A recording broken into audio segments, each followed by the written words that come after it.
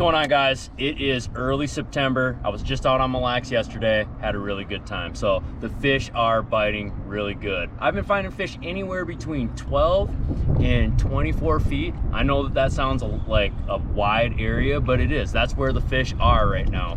And I'm finding more fish deep than I am shallow, but that could be because of the areas that I'm fishing. This is a great time of year to get out on the water. You can catch them many different ways. Getting a lot of messages about what are we using, what kind of tactics are we using out on the water. I'm about to show you guys. So let's get into it right away. I'm gonna start off with some power fishing stuff. So this is jackhammer chatterbait. To me, best chatterbait in the industry.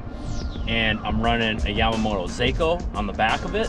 17-pound fluoro. And you know, sometimes this is a half ounce. I'll fish this half ounce in anywhere from 12 to 17 feet. And then I will bump up into that 3/4 ounce when I'm fishing deeper, you know, 20 plus feet typically. And these fish love this bait. So a little story, I was over a boulder the other day, threw this chatterbait on it, and they did the "we want it" dance underneath it. And this bait didn't even move, it just fluttered down, and I had one come up and scoop it up off the top. So this bait is an awesome bait. It's not the bait that I would start with if when I pulled up into an area. Not the bait that I would start with, but it'd definitely be a bait that I would end with. And I'll talk a little bit more about primary and secondary baits here in a second, but this is a great way to cover water. A little bit about the rod. This is our Toxic Elite chatterbait rod. Best fiberglass, or it is made out of the best fiberglass that the industry uses, which is called S-Class. Throwing it with the Daiwa Tatula SV. This is an 8-to-1 gear speed reel. I'm gonna keep it between 8 and 7. I slow roll this bait all the time, using it with 17-pound fluorocarbon. I really think that, you know, with the fluorocarbon and with the bend of the fiberglass and how moderate action this is, it goes hand in hand with the bait. It is perfect for what you're doing as far as the chatterbait goes. And again, you know, I am gonna bump up into that 3/4 ounce if I'm gonna fish 15, 17 feet or deeper. So next, a lot of guys will put this away after the post spawn is done. I keep this thing on my deck, and this is a jerkbait. This specifically is the Mega Bass Vision 110. Right now I got a deeper one out because the plus one, because I am fishing a little bit deeper. Sometimes I do run that +2 if I do get even deeper than 12, 16 feet. And I did catch a few on this, utilizing that forward-facing transducer, making sure that I'm on fish when I am throwing this. You know, I'm not using this as a search bait. I'm using this as a targeting bait. When I actually do see them, I will throw on them. I've switched my cadence due to the way that these fish move at the bait. The rod, this is a Toxic Elite jerkbait rod. We just put it out. This is actually the prototype, but we are gonna have this available for next year. You will be able to find these. I can't remember how much we're selling them for, but this is definitely a tier 1 rod. Super, super light, very whippy, perfect action, and it's 6'9", so it's perfect length for throwing a jerkbait. I don't gotta worry about when I jerk the bait, hitting my rod tip on the boat or in the water. Perfect size for me. Running this with a Daiwa Tatula SV TW70. So this is the smaller Tatula model. It's got a smaller spool. It's made for throwing those finessier type baits. I'm not scared to throw this Vision 110 Junior out there too. I can get it out there extra far. Don't have to worry about it. Running it with 10-pound Seagar and Vizex and fluorocarbon through and through. There is no leader on this. It's one of the few baits between this chatterbait and a crankbait, one of the few baits that I run fluorocarbon through and through on my spools. But I'm throwing this jerkbait. It's very, very situational. I might have already tried some bottom contact baits prior to throwing this, and this is just what I'll use as something to trigger a strike after some of my primary baits aren't working. Great secondary bait to throw. Next, we got the drop shot. This is straight up a fish catcher. This catches the most funky fish that are really, really tough to get to bite. I'm running the Somatic shot. You know, you can pretty much, as far as color goes, it really, sometimes it matters, sometimes it doesn't. It's situational. But before I would switch out this color, I'd probably switch to a different bait. This color is called Magic, I believe, and it's a 3 1/4 inch bait. I'm running it on a VMC drop shot hook, and I can't remember what size it is, but I've switched it up. So sometimes I like nose hooking these baits, sometimes I like fully threading it on. When I fully thread on the bait, and you know, that's gonna be how the fish are biting during the day. If they're grabbing it really good, then I don't really worry about it. But if I'm skin hooking them a lot, I'll switch to that owner cover shot 2-hook and I'll thread the full bait on. But if they're biting it good enough and I'm not skin hooking, that's when I'll use this. Key to the drop shot out on Mille Lacs is how long your lead is. So if you take a look at my lead, it actually is a little bit shorter than what it normally is. That's because I probably broke off. But I would actually add on another like 2-3 inches to this, and it just gets more bites. These fish are feeding up, and that is key to getting more bites with this. You can get bit with it like this, or even a little bit shorter perhaps, but it does make a lot more sense to make it longer because those fish are usually feeding up. I'm running this on a Toxic Elite drop shot rod. This is a 7-foot, not a 6'9". I like a longer rod, mainly because we're not drop shotting over the side of the boat anymore. We're not just dropping on these fish. We're actually casting on them, and we're using that forward facing sonar. So I am actually gonna use a longer rod. It's just a little bit more comfortable for me, and it handles the fish a little bit better. Running this with a Daiwa Fuego 3000, 10-pound test to an 8-pound test leader. You know, summertime, these fish become a little bit of line shy, especially on these bottom contact baits. It really benefits you to go down in pound tests like I did. So sometimes I'm running 10, sometimes I'm running 8. It just usually later on in the year, until we get to that, you know, late or early fall period, I think that you should run 8-pound tests. It's just gonna get you that many more bites. All right, guys, next. This is probably the most commonly used bait out on the pond. Got the Ned rig, and this right here is an Outcast Tackle Perfect Ned. I've said it a million times why I use this Ned. It's the best head on the market. As you guys can see, I'll show you guys quick. It's a round head, and as opposed to the competition, usually that edge is a lot sharper and a lot steeper, which makes that get caught in rock. This has more of a gradual turn in, and it cones up at the top and becomes more of a ball instead of a puck, and that keeps that head rolling over those rocks. It makes it much easier to go through and jig with it, and you don't have to worry about it popping or getting stuck on the rocks constantly. This head is an 1/8 ounce head. Yesterday it was a little bit windy, but we did find that the fish like these baits falling a little bit slower, so I did not run a 3/16 even when I was fishing in 20 feet of water. I still threw this 1/8 ounce head. It just, the fish liked it so much more. But when I can get away with a 3/16 or a 1/4 ounce, I definitely will, because I think it's an advantage. You're gonna get twice as many flips if you're throwing a 1/4 ounce than you are with an 1/8 ounce because of the fall rate. But I definitely choose that due to the behavior that I'm seeing those fish and how they react to it. When I'm watching my live scope, I can tell how they react to the bait. So yesterday when I was throwing this 1/8, like I said, they did a little dance underneath it. When they could see the bait coming down, they started freaking out, and I knew that that was gonna be the ticket. So that is definitely key. I'm running a Sematis hollow tip worm on the back of it. It's a 2.75 inch hollow tip worm. The tip of the worm is hollowed out, so it gives that floating look, and that is key to a Ned rig bait. Any Ned rig bait, what gets that fish to eat it is the act of it actually standing straight up and down. It's gonna look like a defenseless craw. Craw posture up when they get defensive, and that's exactly what this bait's gonna look like. Same deal. Running it with 10-pound braid, hooked up to an 8-pound leader. This is the Daiwa Tatula 3000 LT. It's a discontinued model, but the new MQ is just as good or better. Throwing it with the Toxic Tournament Grade rod. The Toxic Tournament Grade rod, I've talked about these rods. This is the do-it-all spinning rod. You can do pretty much anything you want with it. Extra sensitive, extra light and airy, and just an all-around great rod. Next, let's get back into power fishing. So we got crankbait. This is the Rapala DT10. I like to fish this a little bit shallower, so anywhere 12 feet or less. Sometimes I'll even bump into that 16 feet range depending on how tall the boulder is. This is definitely a secondary bait. Again, I'll elaborate on the secondary and primary baits in a second, but this is perch pattern. You know, between this color and Caribbean shad are probably my favorite colors for catching smallmouth. I don't know what that Caribbean shad emulates. I just know that they really like to chew it. Hooks that I'm running on it are stock. They're just stock VMC hooks. This thing's definitely seen some rocks. And I would say this much, that based off of what I've seen on live scope, this bait does not have to be grinding bottom.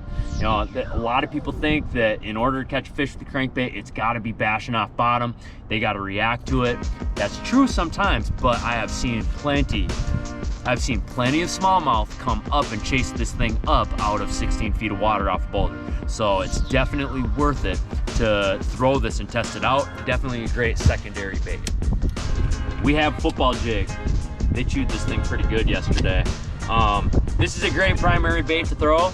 I'm running the Outcast tackle, touchdown jig. It's got the O'Shaughnessy hook in it.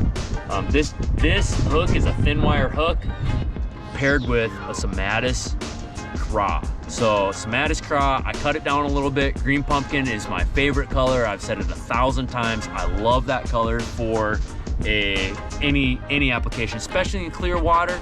Great color to run.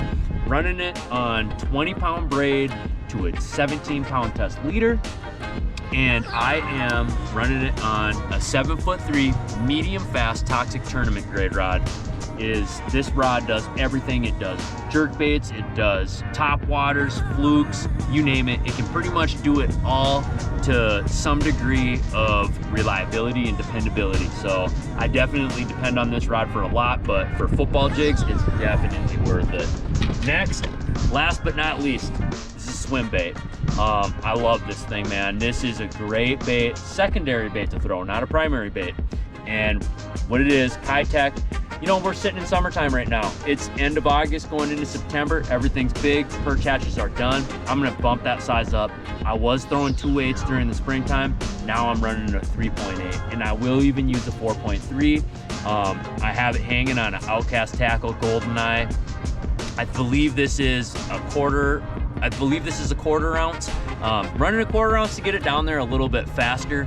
And I'll use this even as a search bait up shallow, maybe bump down, go to an 1/8 or go to a 3/16 ounce size head. But sometimes I will bump down. But for the most part, I'm gonna run between a 3/16 and a quarter for that deeper stuff. Rod that I'm using, 7'6" Toxic Elite swim bait rod. I'm running it with a Daiwa Kage 3000 LT. The Kage lineup makes some seriously sweet reels, and you probably should try them. And last but not least, our secondary bait. And I get tons of questions on this too. So we're gonna answer those questions. Sorry if I didn't respond to your message. But, so this is a Minnesota rig. It is not illegal to run this bait in Minnesota. It only has one hook on it. As you guys can see, she's a little beat up, but as you can see, there are only blades on the end of the rest of the arms. The only hook that's on it is right here. That's an Outcast tackle, 3/8 ounce Goldeneye, and I got a Mega Bass Hazardog shad on the back. It's a 4.3 inch, and you know, I put a 3/8 ounce on there to be able to get this bait down there. Sometimes I slow roll this thing in 20 feet of water. It's the perfect 3/8 ounce for this specific rig is the perfect happy medium to be able to fish it shallow and to be able to fish it deep. And when I fish it deep, I'm talking literally this bait moves like I can get it to travel this fast underwater, or I can reel down on it, get my rod tip in the water and pull it a little bit faster and move a little bit more to fire those fish up. But for the most part, I like slow rolling it. That's my deal, and that's how I think that I trigger more bites than not, is actually slow rolling this bait past them. So the way that I like to do it, because it's so heavy, so the head is up here, not just the bait, but up here. So it makes it a little bit heavy. As you can see, not very aerodynamic. Doesn't really, not like a spear shape, right?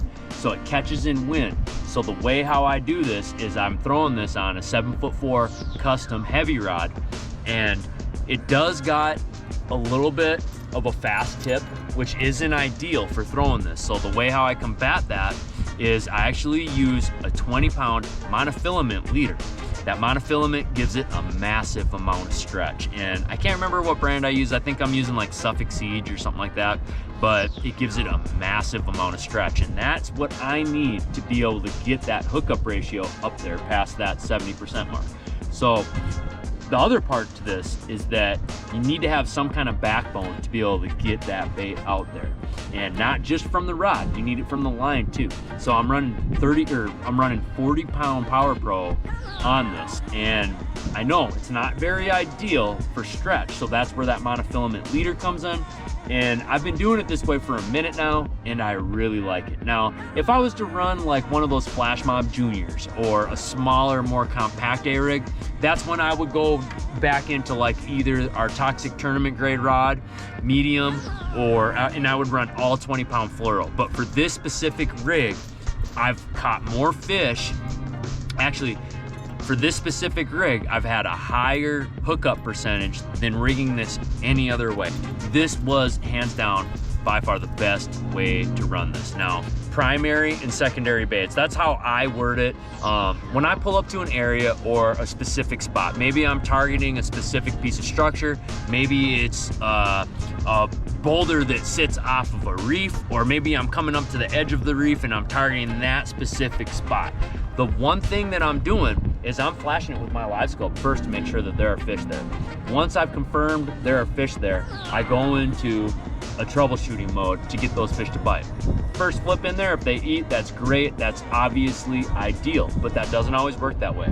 So what I like to do is keep a bunch of different baits on the top of my deck for when they don't bite. And what I do is I start with my primary baits first, which would be like my bottom contact baits. Drop shot, Ned, football jig. Those are great bottom contact baits to start off with. And typically what I do is I like to stay anywhere from 50 to 100 feet off that boulder. I don't ever want them to know that I'm there. And a key thing is that I try to keep that bait by the specific area that I'm fishing. When I'm throwing a bottom contact bait, let's say I'm targeting a specific piece of structure. I throw my bait out there. One of the keys to moving that bait and getting those fish to bite is actually not leaving that strike zone. So if the boulder's this big and I throw my bait out there and I'm jigging it, he's not eating it. The worst thing that I could possibly do is pull that bait way off the rock. I do not want that to happen, because what happens is that whole school of fish will follow that bait. And so that's why I talk about primary and secondary baits a lot. So that your Ned rig and your football jig and stuff like that, if I'm throwing it out there and I'm jigging it by that rock and I don't get bit on it and I know those fish are over it, boom, I just pull it and reel it in right away. I do not work that bait or try to fish it all the way back to the boat. And that's where I talk about secondary baits next. The danger of secondary baits is those fish get super curious. So if one fish sees it and he starts following it and another fish notices that he's following it, the whole school starts to follow it. And that's what a lot of times your A-rig, your crankbait, flashy stuff that's moving, a lot of times those fish get attracted to it and it will pull the whole school up to your boat. So when I throw that A-rig out and I'm slow rolling it, oftentimes I can pull the whole school off that boulder and bring them right up to my boat. And that's about the worst thing that you can possibly do, because it's impossible to get them to bite after that. So that's where that verbiage comes from. It's gonna make your life a heck of a lot better being able to use these baits in the right order and take that frustration level out. That's why. So anyways, we got the City Autoglass Tournament coming up on the 16th. We got a couple guide trips coming up. We got our Veterans Giveaway trip for David Hans that we're gonna be doing in less than 2 weeks. And yeah, it's gonna be a really good time. These are gonna be the baits that I'm gonna run all the way till October. Be ready for our October edition report. See you guys soon. All right, dude, we're good.